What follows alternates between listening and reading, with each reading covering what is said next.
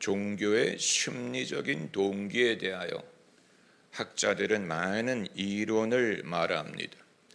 종교가 어떻게 시작했느냐라는 이론입니다. 이런저런 이유 때문에 인간이 하나님을 필요로 했을 것이다. 이런 사정 때문에 종교가 발생했을 것이다 라는 식으로. 그러나 여러분, 아무리 궁리를 해도 우리가 이해할 수 없는 것은 하나님이 왜 아브라함을 부르셨는가 하는 사건입니다. 하나님이 아브라함을 부르신 사건은 종교 심리학적으로 이해할 수가 없고, 이건 보편적인 종교학적인 사건이 아니고, 이건 어떤 공식을 끼워 맞춰도 이 사건을 흡족하게 설명할 수도 없고 이해할 수도 없습니다. 기독교를 계시의 종교라고 부르는 이유는 사람이 주도해서 하나님을 찾아간 것이 아니고, 하나님의 이니셔티브에 의해서, 하나님의 섭리에 의해서 당신의 뜻을 쫓아 사람을 부르고 일을 시작하셨기 때문에, 이것은 사람의 어떤 심리적인 필요라든가 생존의 필요라든가 사람의 두려움이라든가 죄의식이라든가 사람의 간절한 이유 때문에 사람이 주님을 찾은 것이 아니었기 때문이에요. 그렇기 때문에 이 창세기 12장은 하나님과 인간의 관계가 어떻게 형성되는지를 보여주는 이 본향이 되는, 이 프로토타이프, 전형이 되는 사건인데, 여기서 주목할 것이 많이 있지만 그 중에 하나는 하나님이 한 개인을 찾아오셨다는 사실이, 한 사람을 찾아오셨어요. 우리가 하나님을 거대한 하나님이라고 생각을 하게 되면 하나님이 하시는 일이 거대할 거라고 생각을 하는데, 거대한 증거를 찾다 보니까 하나님이 안 보이는 것입니다. 하나님은 크시다고 했는데 이 땅에 크신 하나님을 찾기 위하여 내가 유명한 곳, 알려진 곳, 사람들이 많이 모이는 곳, 흥하는 곳, 인기가 있는 곳을 찾아가게 되면 그게 바로 주님이 말씀하신 천국이 여기 있다 저기 있다 하지 말라. 사람들이 대형교회를 선호하는 이유는 하나님이 계시기 때문에 대형이 됐다고 생각하는 것입니다. 대형이기 때문에 그 자체로 하나님이 계시는 것을 증명하리라고 생각하는 것이고, 떠들썩한 집회를 선호하는 이유는, 그렇게 떠들썩한 이유는 하나님이 계시기 때문일 것이라고 생각하는 것인데, 예수께서 말씀하시기를 천국이 여기 있다 저기 있다 하지 말라. 천국은 너희 안에 있느니라. 그리고 그 사마리 여인에게도 말씀하시기를 너 나를 구하는 자는 신령과 진정으로 예배할지니라. 마찬가지로 거대하신 하나님이 아브라함 한 사람을 부르시고 말씀하셨다는 사실을 주목할 필요가 있습니다. 이 모든 일이 이 사건에서 비롯된 것입니다. 구약의 선지자, 율법, 모세, 출애굽, 이스라엘, 다윗, 왕조, 선지자, 약속, 그리고 세례 요한, 예수 그리스도, 사망, 죽음, 부활, 교회, 성령, 기독교, 역사, 이 모든 것이 하나님이 아브라함을 부르신 그 한 사건에서 비롯되었다는 사실이, 그렇기 때문에 예수님을 아브라함의 자손이라고 부르고 하나님을 아브라함의 하나님이라고 부르는 것이고, 우리가 받을 복을 아브라함의 축복이라고 부르는 것입니다. 이것이 왜 많은 사람의 눈에 하나님이 눈에 띄지 않는가를 설명하는 것이 아니면 다른 어떤 방법으로 설명할 수 있겠습니까? 작은 데서 시작하시는 하나님을 우리가 알기 원하는 것입니다. 내 안에 하나님이 시작하신 작은 일을 업신여길 수 없이, 업신여기기 때문에 무시하는 것입니다. 나는 좀 더 큰 것을 요구하고 좀 더 화려한 것이 필요하고 좀 더 많은 것을 찾으려고 한다면 이미 내 안에 하나님이 세미한 음성으로 말씀을 하시는데 그것이 나에게 양이 차지 않고 내 요구에 부응하지 않고 나는 하나님이 크신 하나님이기 때문에 더 크시리라고 생각을 하는 것인데, 여러분, 예수께서 3년 반 공생애를 하시면서 몇 명의 제자를 키우셨습니까? 12명의 제자를 키우고 승천하셨어요. 이건 우리의 생각에 맞지 않는 것입니다. 예수님이 크신 예수님이면 이 운동이 점점 커져야 될 것 같은데, 제자들의 숫자가 더 불어나야 될 것 같은데, 이제는 로마인, 세리, 여러 사람들이 점점 불어나야 될 것 같은데, 예수님이 초반에 12명을 부르시고 승천하실 때 12명이 있었어요. 이 사실은 예수께서는 당신의 때에 이것을 크게 확장하려고 하지 않았다는 사실이고, 12명으로 당신은 족하셨고 제자라는 의미를 우리가 알지 못하는 것을 예수님이 알고 계셨다는 사실이에요.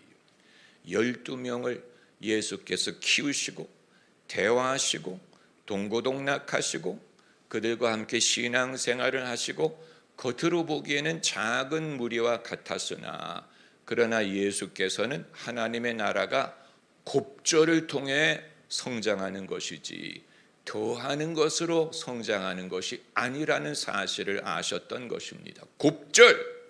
그렇기 때문에 요한계시록에 하나님의 백성의 숫자를 14만 4천이라고 하는 것은 상징적인 의미로 12에다가 12를 곱하면 144가 되는데 거기에다가 1000을 곱하면 144만이 되는 것이니 이건 하나님의 나라가 곱절로 성장한다는 것을 상징적으로 보여주는 것입니다.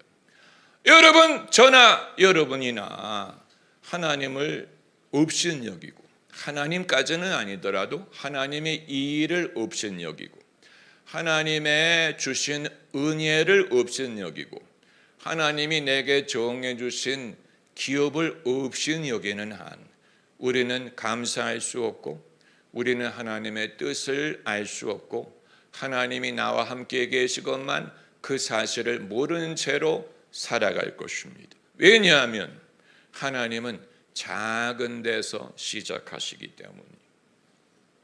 그렇기 때문에 거대한 하나님이 이 땅의 수많은 사람 중에 아브라함 한 사람을 부르심으로 이 모든 일을 이루셨다는 사실은, 여러분, 이것이 우리에게 하나님의 역사하시는 전형이 되지 않는다면 우리는 성경을 헛되이 공부한 것이 되는 것입니다.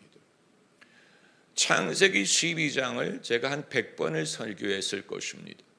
그러나 저는 두고두고 기도할 때마다 하나님과 저의 관계, 하나님의 약속, 축복, 하나님이 사람을 부르시는 원리, 구별하시는 원리, 순종의 원리, 그리고 순종할 때 벌어지는 이 괴리 현상, 믿음의 투쟁, 이 모든 것을 생각할 때 창세기 12장을 떠나서는 이해할 수가 없는 그 원리의 바탕을 본문이 말을 하고 있습니다. 여러분, 아브라함은 하나님이 부르시기 전에 이미 그 삶의 방법이 정해져 있는 사람이었어요. 어느 정도 나이도 먹었고 어느 정도 재산도 있고 사회적인 지위도 있고 인생의 방식, 습관이 이미 정해져 있는 상황에서 하나님이 그를 부르셨어요. 그래서 하나님이 최초로 그에게 명하신 것은 너의 본토 친척 아비집을 떠나라는 말이었어요. 여러분, 이게 쉬운 일이 아니에요. 선교학의 첫 번째 원리가 뭐냐면, 선교학의 첫 번째 원리는 사람이 예수를 믿을 때 자기의 문화를 벗어나지 않는 방향으로 믿는다라는 거예요. 그게 선교학자들이 오랜 경험을 통해 내린 결론이에요. 사람들이 어느 문화권이나 예수를 믿을 때 자기의 문화권을 벗어나지 않는 채로 믿으려고 하더라. 그러므로 선교학의 첫 번째 원리가 그거예요. 그걸 명심하고 선교를 하라는 것인데, 이게 인간적으로는 사실일 수 있으나 이렇게 생각하는 사람은 창세기 12장에 하나님이 내 본토 친척 아비집을 떠나 내가 너에게 지시할 땅으로 가라는 이 말씀을 무시하는 것이 되는 거예요. 만일 아브라함이 하나님을 믿기 위하여 자기의 문화를 안 벗어나려고 했다면 결코 본토 친척 아비집을 떠나지 못했을 것입니다. 하나님이 복을 약속하시기 이전에 제일 먼저 그에게 명하신 것은 무슨 사상을 버리라, 생각을 바꾸라, 이게 아니었어요.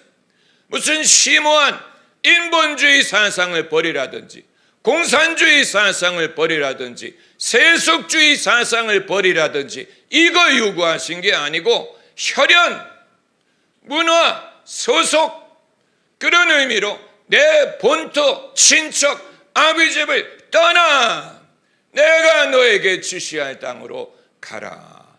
이게 첫 번째 명령이었는데, 만일 사람이 자기의 문화를 벗어나지 않은 채 믿기를 원한다면 결코 하란을 떠나지 못했을 것이고 창세기 12장에서 창세기가 끝나버리고 말았을 것입니다.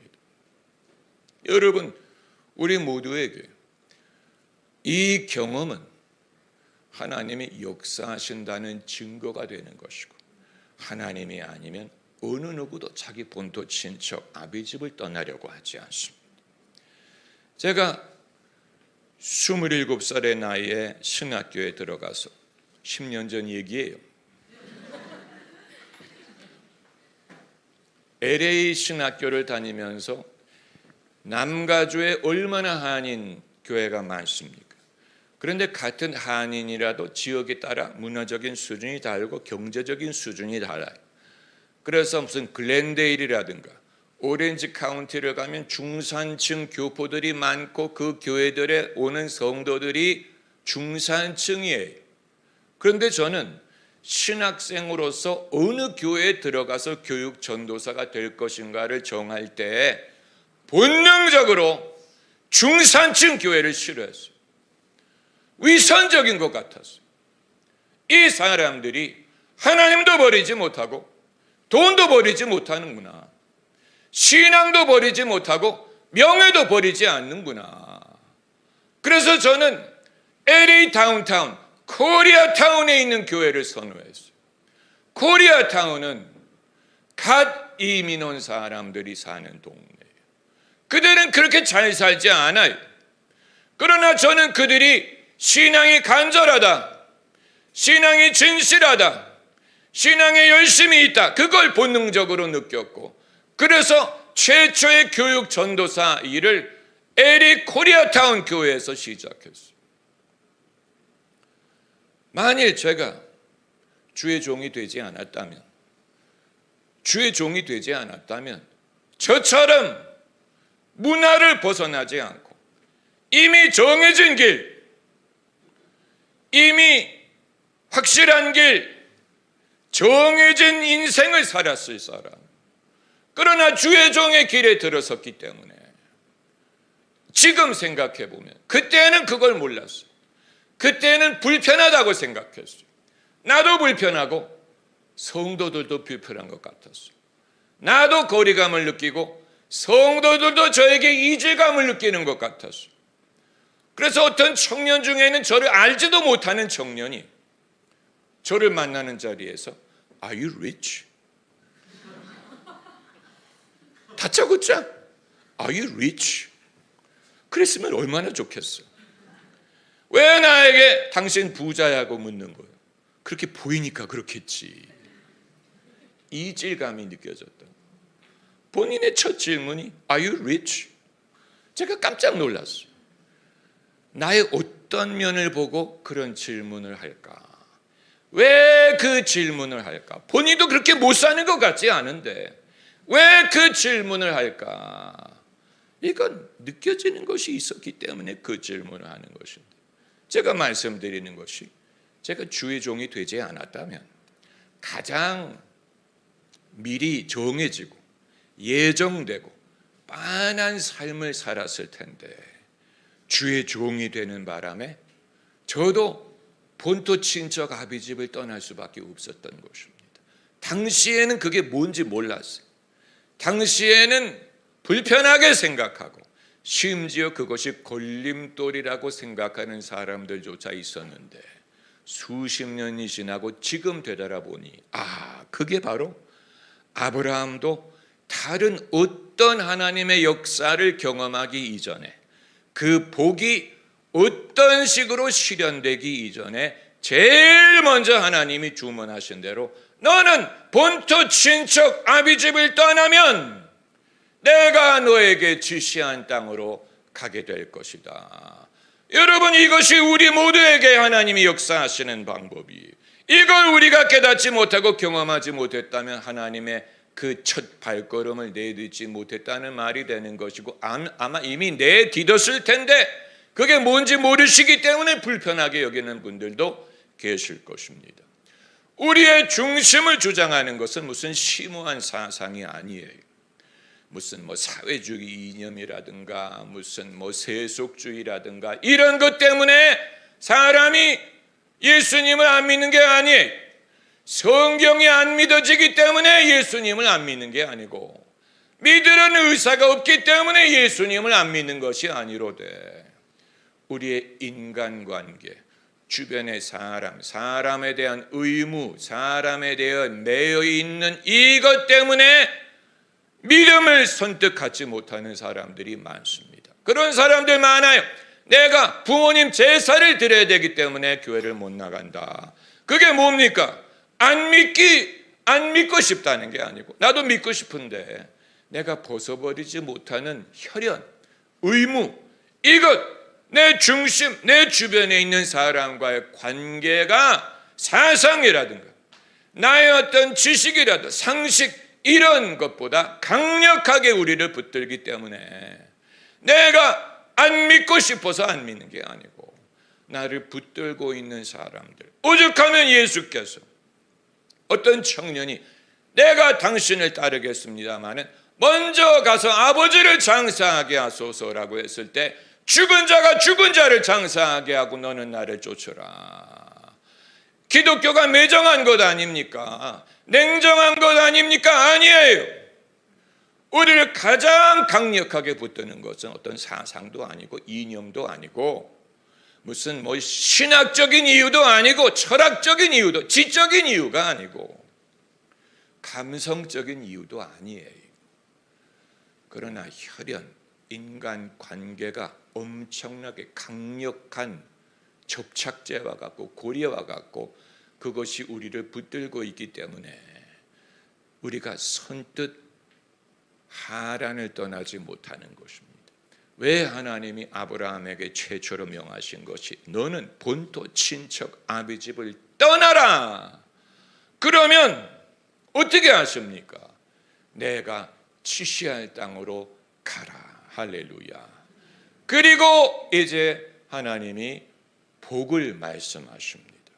여기에는 7개의 면모가 있습니다. 여러분이 세보시면 돼요. 7개의 복을 말씀하셨는데, 하나님께서 사람과 관계를 맺는 원형으로서 이 사건을 창세기 기록했는데, 그 하나님과의 관계를 복을 중심으로 형성하셨다는 사실이 의미심장한 것입니다. 복을 받는 것을 싫어하는 사람은 아무도 없어요. 그러나 하나님이 어떤 식으로 복을 내리시는가 하는 것은 깨달음이 필요한 거예요. 복을 받기 싫어서 안 받는 게 아니고 이미 받았는데 그게 복인 줄 모른다든가, 하나님은 어떤 식으로 복 주시기 원하시는지를 못 믿는다든가, 내 양에 차지 않는다든가, 그것을 내가 받아들이지 않는다든가, 아니면 내 안에 그것을 저항하는 어떤 저항을 내가 극복하지 못했을 수는 있으나, 하나님은 복의 근원이시기 때문에, 복의 근원 강림하사 하나님은 복의 근원이시기 때문에 하나님의 근처에만 가도 복을 받습니다. 할렐루야. 하나님의 근처에만 가도 복을, 교회 근처에만 가도 내 삶이 변화합니다. 믿음의 사람에 가까이 하기만 해도 내 삶의 변화가 일어나요.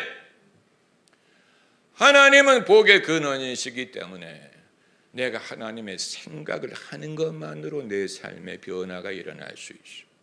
하나님은 내 삶의 생각 속에 들어오게 하시는 것만으로 내 삶의 변화가 일어납니다. 미련한 사람이나 하나님은 없다라고 말하는 것이지. 여러분, 그렇지 않습니까? 할렐루야.